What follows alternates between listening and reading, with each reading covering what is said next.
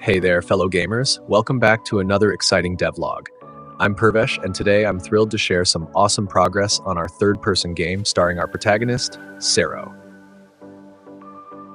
We kicked things off by introducing a fresh 3D model for our main character, Sero.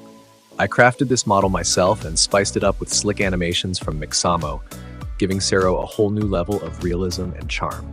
Next up, I implemented a basic coin collection system. Now, as Sero navigates through the game world, he can collect coins scattered around. It's a simple addition, but it adds an extra layer of excitement to the gameplay. Who doesn't love a good punch in a game? That's why I added some satisfying punch animations for Sero. Now he can throw some mean punches, adding more action-packed moments to the game. Jumping is a fundamental aspect of any platform, so I made sure to enhance Sero's jump mechanics. It's now smoother and more responsive, allowing for precise control and fluid movement. And finally, to add some visual flair, I incorporated a dynamic particle system. Whenever Sero picks up speed and starts running, this system kicks in, creating stunning particle effects that enhance the overall immersion.